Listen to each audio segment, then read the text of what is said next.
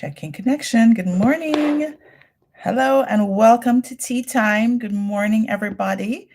This is Stacy Hines, and we are getting ready to talk all things tea. What's the tea from your week that has gone by?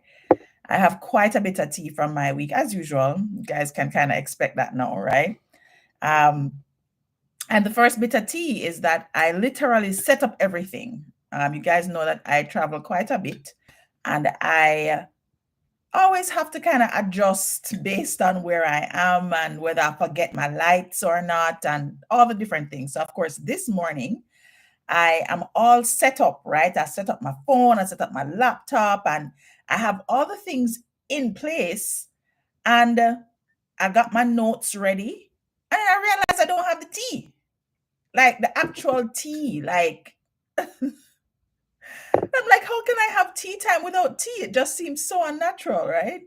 Anyway, guys, good morning and welcome to another week of Tea Time. Today, we're going to be discussing our words and how powerful speech is. And this is one of my favorite things to talk about. And usually, I suppose, most weeks we talk about intention and we talk about affirmations and we look at the different ways that the things that we say impact our lives. But I don't know that I spend enough time really examining and exploring with you all just the way that your words are actually what are creating a large part of your reality. So we talk a lot about energy and we talk about feeling the feelings because feeling is a huge part of the secret, right? The way that you feel about your life on a day-to-day basis and how this affects whether you are wealthy or how this affects whether you are successful, how this affects the different things that you have happening in your relationships, your love relationships, right? And so we talk about those things, but then let's look at now words and how powerful words are. So I have been exploring words for myself in particular. I always have to start off with my stories, my tea, because I feel that each of us and the experiences that we have in our lives, we are the best examples of how life is working for us. And life is always, I used to say life is working for you or against you, but the truth of the matter is that no matter what your situation is, life is always working for you. You may not like what the result you're getting, but this is what you're creating, right? So the words being your wand, which is what I'm essentially sharing, is really to help us understand how the power of our speech affects our reality and affects our experiences. And of course, I have story for telling now, as usual, right? So two things I noticed that about myself that made me think about, no, I need to be paying more attention to my words. And I feel I kind of pay a lot of attention to my words already. Like I don't think, you know, I think I pay attention to my words. And please to pardon me, guys, you're seeing all these ingredients floating across the screen because I'm still making the tea. I can't believe I forgot the tea. So I'm trying out this nut pods thing, almond coconut creamer. And I don't have my honey with me, so I'm using raw crystals. Like you guys know all my business, okay? I'm just saying, but I don't know how you have tea time without tea. All right, so first story.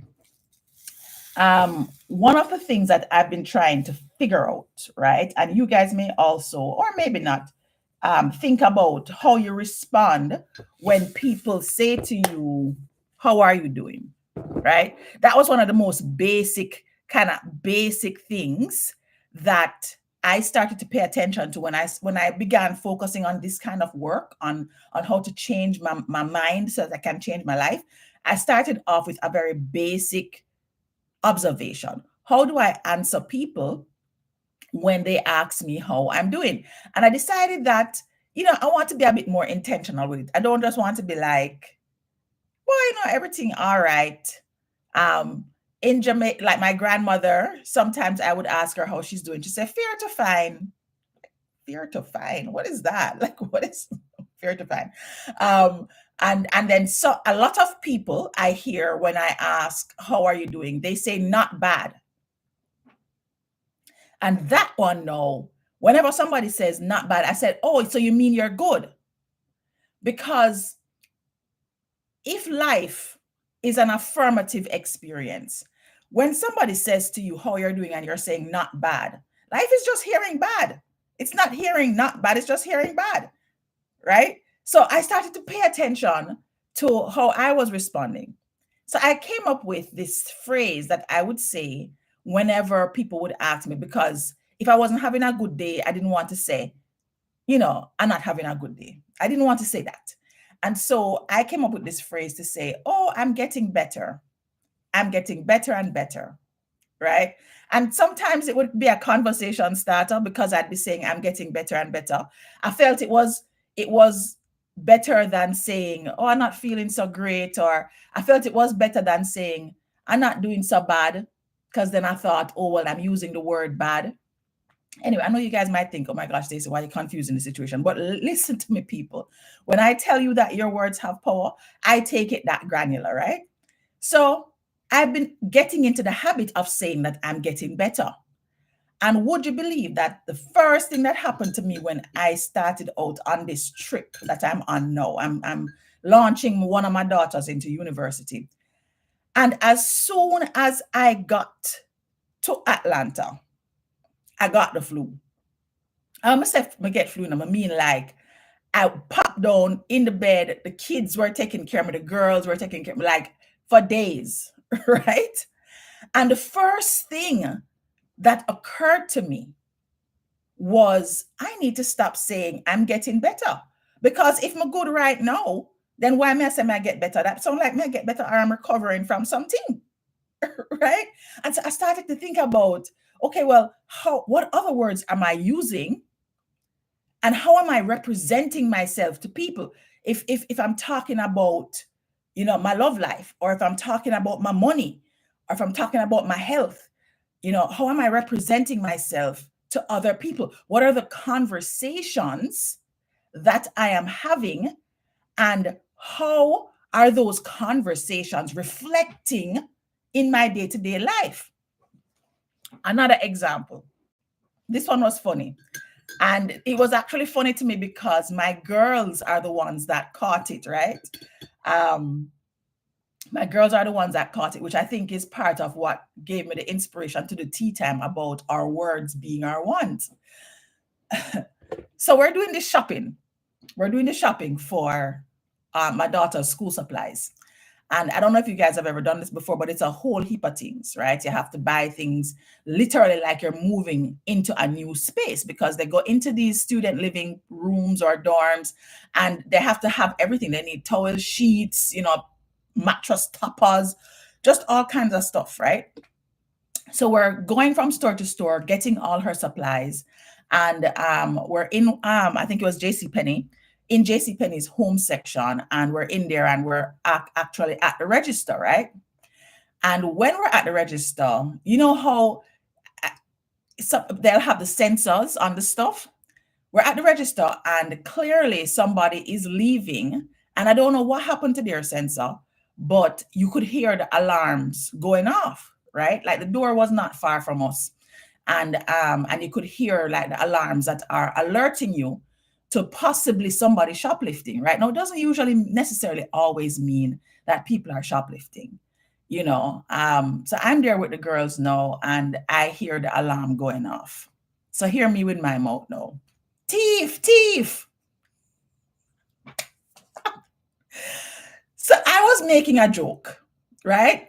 I was like, thief, thief. So here the girl said, Mom, you can't say that.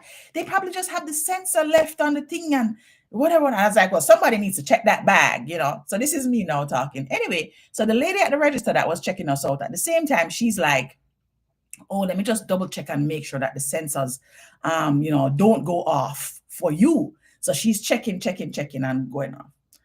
Would you believe that 5 minutes later, we are walking out of the store, and my bags that I have set off the alarms and the sensors in the store?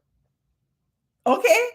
So in that moment, I was like, what? Why are the sensors going off? I didn't even pick it up. And Victoria says to me, she said, Mommy, The reason why your sensors went off and ours didn't is because you were the one that was calling the people them thief when it was probably just sensors being left on their bags. So I was like, this is too hilarious. I don't think we realize how powerful our words are and how we oftentimes miss the opportunities that are available for us to actually change our life by changing our words. Our words, listen to me carefully, our words are like wands. When you watch any of those Disney movies, which are always inspired by real life, you think about Aladdin and you think about the magic of the lamp. And when him call out the genie and the genie give him the three wish and whatever him say, that is what him get. You think about abracadabra, a magician, when that when magic became a thing, and abracadabra was the magical word or phrase that was said in order to bring things to life. We look at it through those lenses and we might not correlate it to our everyday life. But I'm here to tell you guys that just if you start paying attention to the words that you're using in your life on a day-to-day basis, and you start paying attention to the results that you are getting in your life in the different areas, you will realize that your words are supporting what you are creating, right? And I mean, I could go on with stories about myself, but I'm going to just get into the conversation about the power of the words that we use, right? And this is now whether it's words that you are saying to yourself, which usually start off in your head and then come through your mouth, right? Or it's words that you're saying to others, right? Which is also where we spend a whole heap of time. It's just talking to others, and we're human beings. We create connection, but it's how we create that connection and how we use words, whether that they're going to be helping us or hurting us. And I can honestly say that this is one of the areas that is like a continuous work for me, and it's a continuous work for me because I'm 40 odd years old, and so I grew up thinking thoughts and speaking things and gossiping and just using words in a way that I now have a habit around. All right. And all of us are like that, no matter what age you are. If you're watching this, you're more than likely over 18 years old, or maybe between. I think I have some listeners that are 16 and 17. But for the most part, you're close to adulthood, or you are an adult.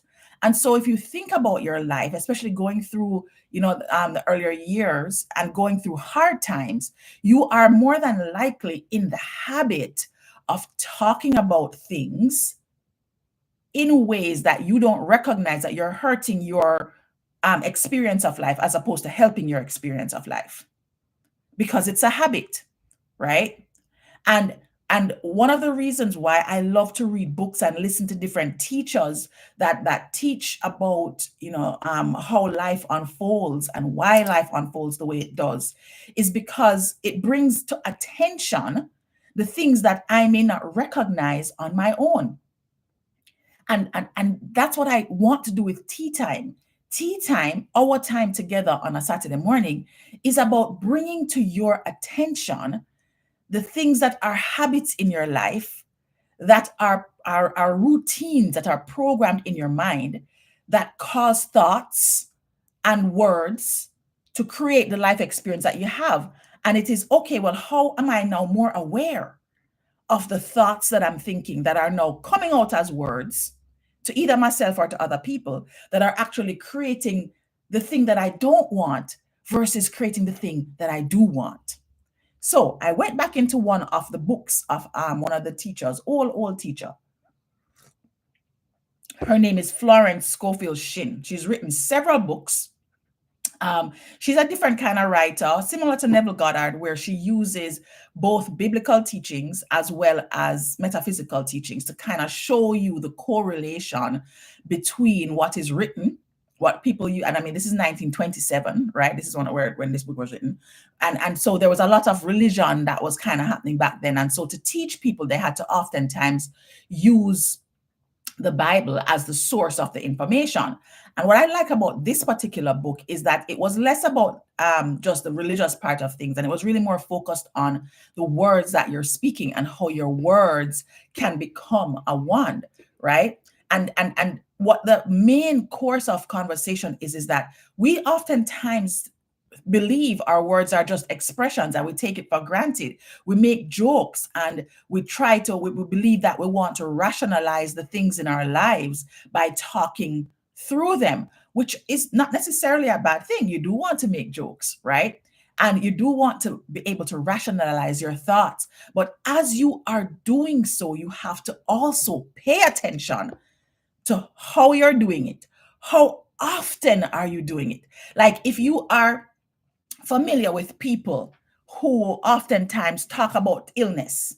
I have a person in my life that every single time I talk to them telling me about the most recent ailment that them have. I don't know if you have anybody in your life that's like that, but I have one person that I can think of in my life that is always every single conversation. It could be a 5-minute phone conversation. Boy, some my wrist and my hand them, and some my knee, and and there is never a time where there is not something that is wrong with the body, some kind of ailment. My eyebrow, it's just always something, right? And what I observed is that aside from the fact that I think it makes them feel good, they don't think it makes them feel good, but trust me, you get a payoff for everything that you do. Even if you are talking negatively about something or someone, right? Or if you are talking negatively about your situation and you're doing so over and over and over and over again, you're getting a payoff from it. Is either you're getting the victim payoff, which we've talked about on this before, where people can feel and sympathize with you and understand, right? Or you're getting the hero payoff, right? Where you feel like you're rescuing a situation and you're solving for a problem. There's different payoffs that you're getting. So I know for sure that this person that's talking to me consistently about the problem that them having with them body is giving them a payoff. But what it's also giving them is more ailments, right? I even got a story, same person, of just walking on the road and I don't know, I just walking and then my foot just twist and I just drop.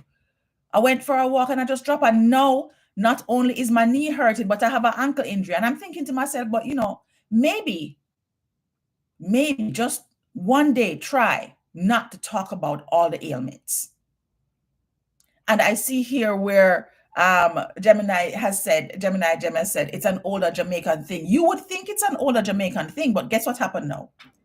For many of us, Jamaican American or otherwise, we are also talking about the ailments in our life. It don't even have to be an arthritic or body ailment.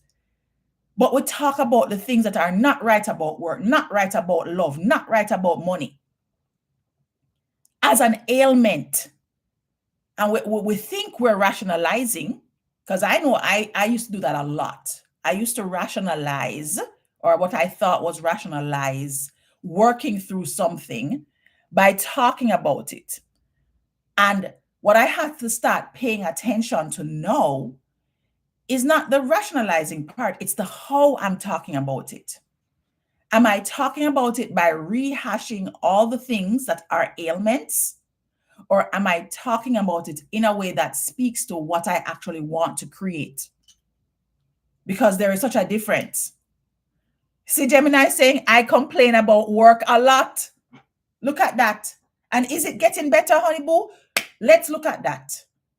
What are you complaining about? If you guys didn't watch the 5 C's, I'm going to have to probably link it in my stories. I actually did a Teatime episode on the 5 C's to avoid. Complaint was one of them. Criticizing was another one. Catastrophizing was another one. There's quite a few ways in which we habitually do things and we don't recognize that we're doing them with our words. And this becomes the ones that we are yielding, right? That become our experience. And where does it start, guys? Let's look at that for a moment. Where does it start? It actually starts with our thoughts. It starts in our minds. And it's a bit harder to say stop thinking, because we manufacture approximately 80,000 thoughts a day, each of us as individuals. Can you imagine that? You manufacture that many thoughts a day. And so to put an expectation on yourself that says, oh, I want to stop my thinking, it's a little tricky. A lot of people take up meditation because they expect to stop their thinking, but that's not the idea. The idea is to be with your thoughts, because you're going to have them. Even while you're meditating, you're going to see the thoughts there looking, flying by. It's just to be aware of them, and then to start to pay attention to, well, what am I thinking about consistently? And then now the next dot you want to get to. So first thing you do, you observe the thoughts. And then you start, the next dot is, what am I thinking about consistently? And then the next dot is, are these thoughts becoming words to myself or to other people? And then guess what the next dot is now? How are these thoughts that become words showing up in my life every day? How are these thoughts that become words have now become a wand in the activities of my life, in the experience I'm getting in my world? You see, when you start to make those dot connections, oh my gosh, when you start to make those dot connections, your life will be far more, it will make far more sense to you than it does right now. I guarantee it. You'll be able to start to see more clearly and have more self-awareness that life is not happening to you. It's actually happening through you. Oh, that I get excited, guys, because the moment I started doing this work, and this is years ago, like I think A New Earth is when I really started to understand that I am not my thoughts. Like that whole thing blew my mind. And that I read that book, I think it was 2006.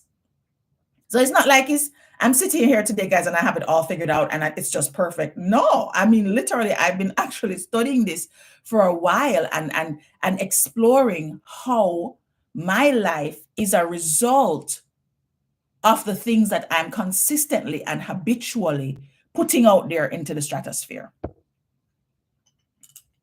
Okay. Now, one of the things that you have to be careful of, because sometimes it's not just about speaking negatively, because I think oftentimes we associate life showing up negatively because we are speaking negative words. And that correlation is a bit easier for us to make, right? So you say, okay, well, I must speak positive. No, I mean, you can't always speak positive. I actually had that conversation with a close friend of mine this week, where I was talking to her about a situation she's currently going through. And she was saying, Stace, not all of us can be like you, where you're just always talking positively. And I was like, well, no, I don't always talk positive. I mean, I I'm a human being just like everybody else. I think what I've gotten better at over time is I've gotten better at realizing when I am going to say something negative, because that's what's in my head. Recognizing when I'm speaking towards my limitations, I'm speaking up for my doubt. I've gotten better at recognizing that. So I was explaining to her that it's not just about the speaking negatively, because when I say to you, observe yourself, and when you're speaking negatively, you automatically think, oh, so I have to be positive Polly and always saying positive thoughts. No, sometimes the only thing you can do is speak generally about something. So earlier, Gemini Gem, you were saying, that I complain a lot about work. And so what you have recognized is you have a pattern there. There's a habit, right? So this is not your fault. Like, we are programmed to do that. That's what happens, right? Now that you have recognized that you have this habit, you want to start to pay attention to when you complain about work. What is it that triggers me to actually have a negative thing to say, either about the job itself or about a person at the job or about what I'm experiencing at work. And then say to yourself, I know that there are better days that are available for me at my job. Better days are coming. I can tell that things are going to start looking up. I just know that things will start looking up. And it's not saying that, it's always positive. It's just that you take it into be a general statement. There have been some good times at work. I've had some good times at work, right?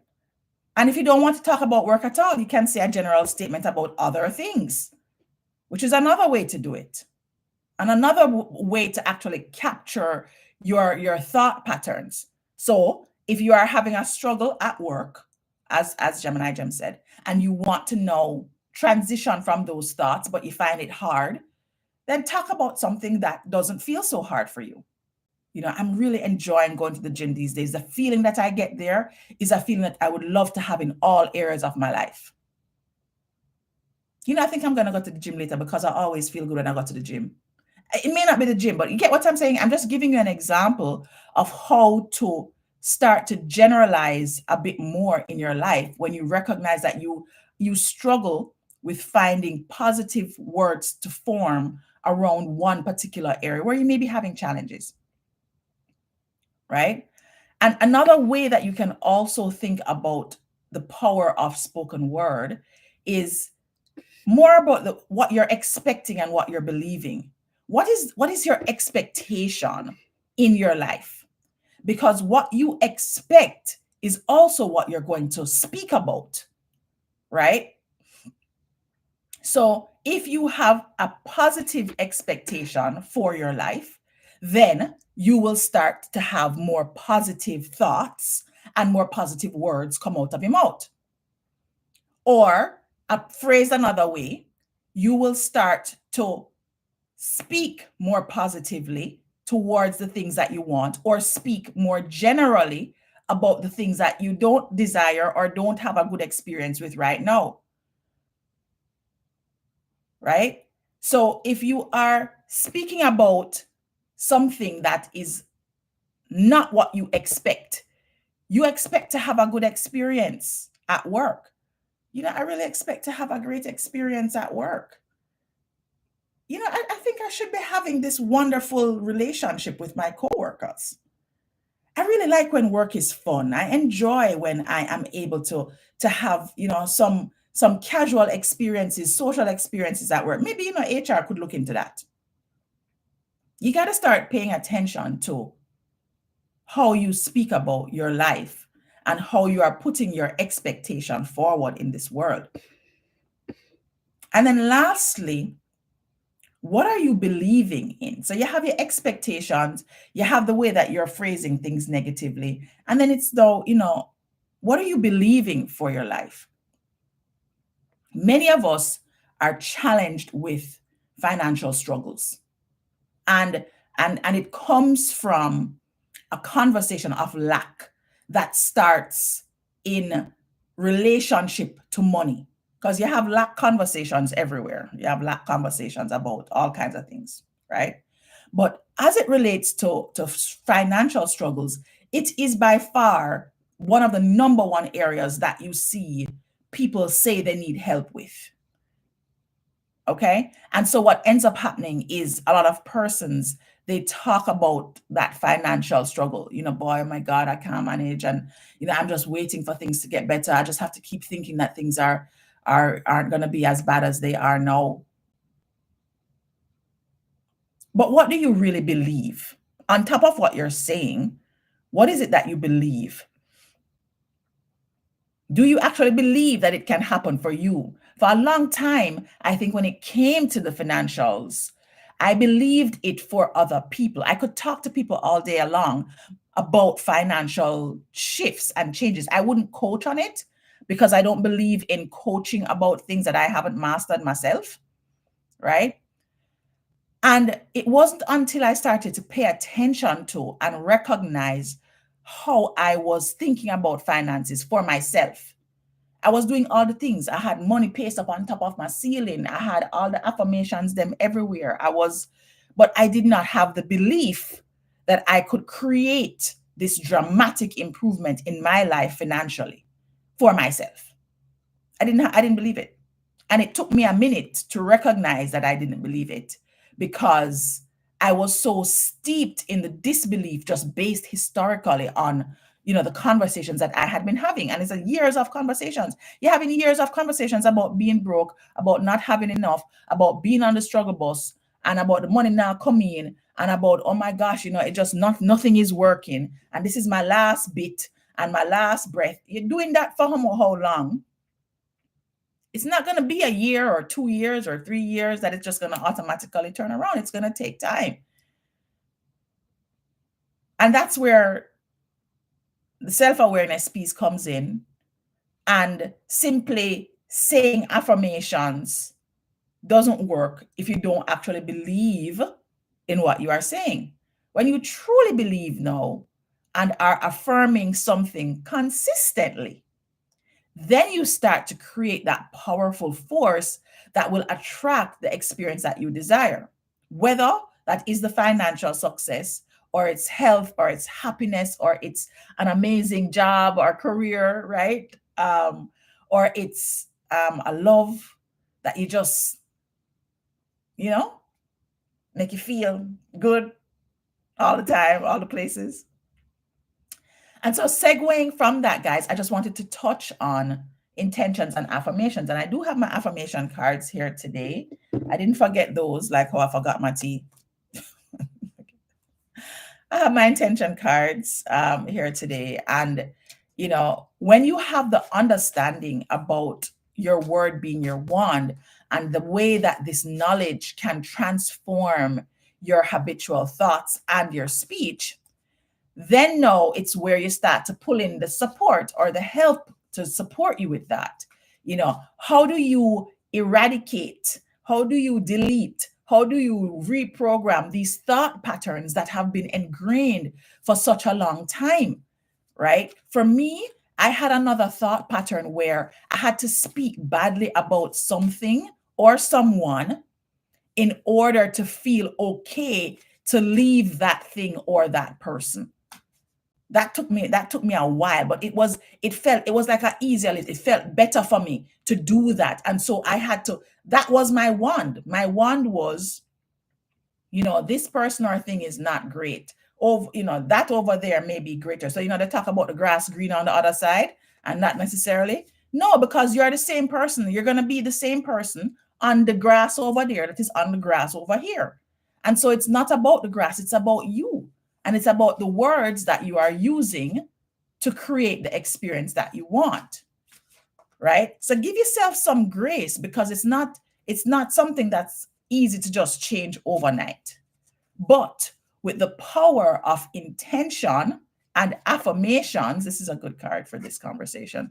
With the power of intention and affirmations, we can gradually shift these thought patterns and these word patterns. So the card for today is I am perfectly imperfect. Okay. I am perfectly imperfect. And the affirmation says, I accept and celebrate my humanness, knowing that I am already perfect just as I am. That's the affirmation at the bottom, right? I accept and I celebrate my humanness, knowing that I am perfect just the way I am. And that's with all the cracks and the imperfections and the already ingrained thought patterns. You're already perfect. You're already there. You already have everything you need. Intentions are like the compass that guide your life, and they set the direction for where you want to go. And so it's not enough to use an intention and just let it go and never look back at it again. And while you're doing that, you're sinking back into the thought patterns and the habitual patterns of speaking that the intention is meant to negate, right? They say faith without works is dead. Faith without action is dead. And that's exactly what it is. Intention without consistent affirmation and self-awareness is what makes the change not happen. If you don't have the two things together, then it just won't work. You have to have something that is reinforcing the direction of your life. One of the general statements that I use consistently now is everything is always working out for me. I learned that one maybe, I don't know, it was before the pandemic. And I will say that I am just now hearing it in my head over and over again without even having to say it.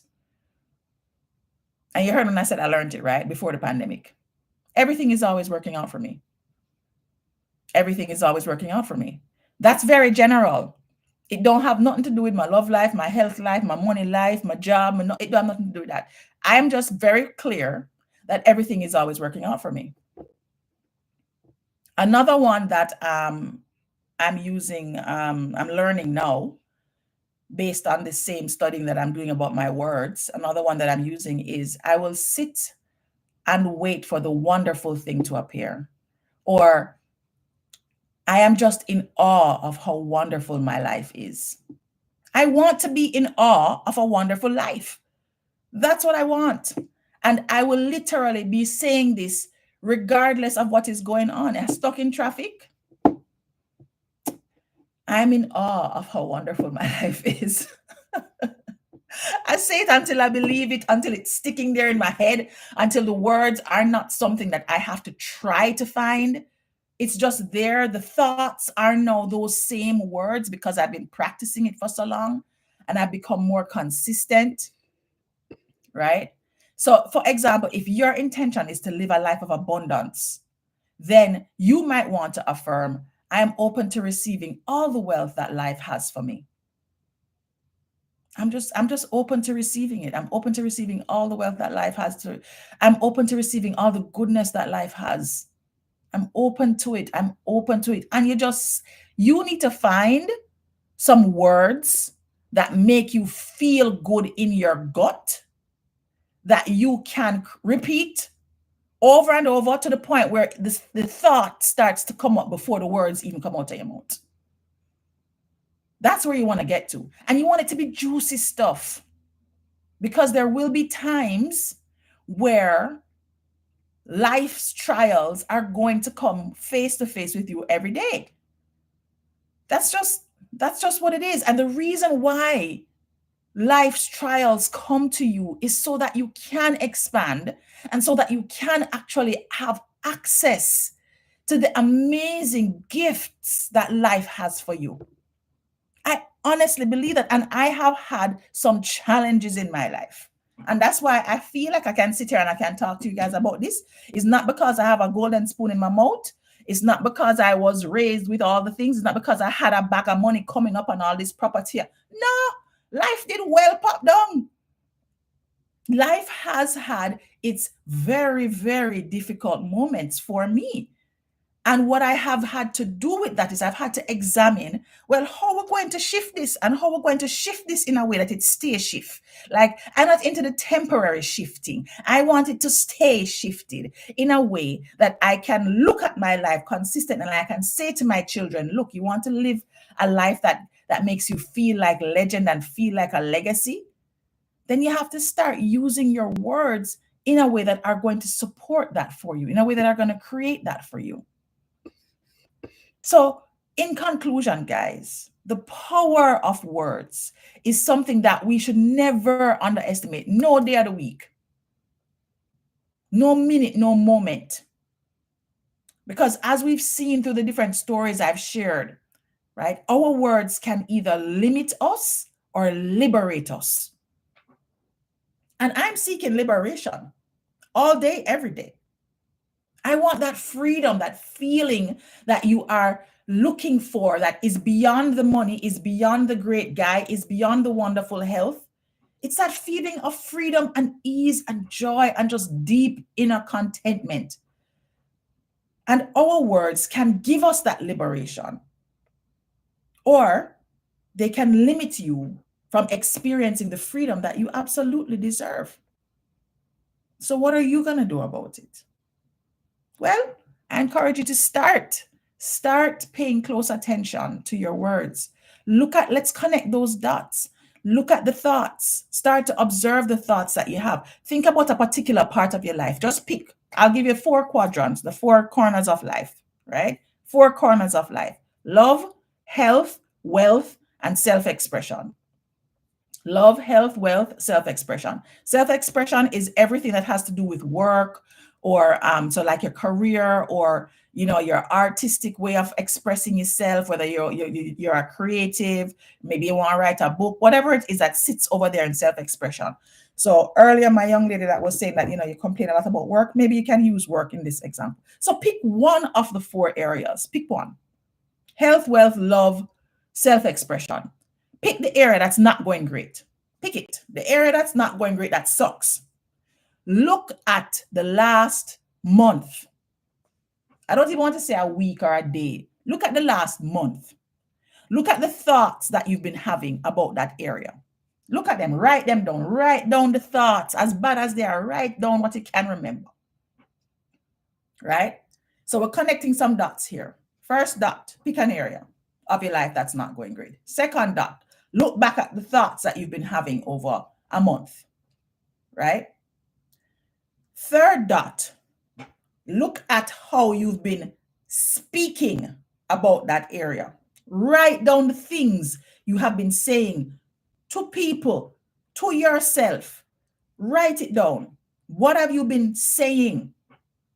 What wand, what abracadabra have you been wielding? And then, last dot, look at the results you have created, because they're your results. My life is my result. Something not working right now is my result. Yes, you are going to have pressures and things from people and places around you. That's life. Your life, your results. You. And the moment you can connect those dots, guys, is the moment you can start to say, oh, but this is not necessarily what I want. I think I want something else. And then you can start to identify what you actually want and start to see you just need one general affirmation that you can pull on, and it won't always make you feel like great, guys. That's not what we're going for initially. What we're going for initially is just to shift the habit that you are currently in that is giving you the result that you don't want. Okay? So go forth in your greatness, in your imperfect life, right? And have a wonderful weekend. Have a wonderful week. And I will see you next week on another episode of Teatime. And actually, next week's episode is going to be relatively special. I'm actually probably going to have to go live a little bit earlier because I will be speaking at a wealth conference. And I'm going to go live from the wealth conference. And I want to talk about money. So next week, I'm going to just be focusing on money solely, right? So if you guys are going to join in, next week, I'll be talking about money specifically because I'll be on a stage talking about money for several hours. And otherwise, you can just join me here on Teatime on a Saturday morning. Just make sure that you follow on Instagram. And if you're on YouTube, you subscribe so you can get the reminder. But when I go live, you'll see me go live. All right. So take care, guys. Thank you so much for joining. Happy to have been here. Take care. Bye-bye.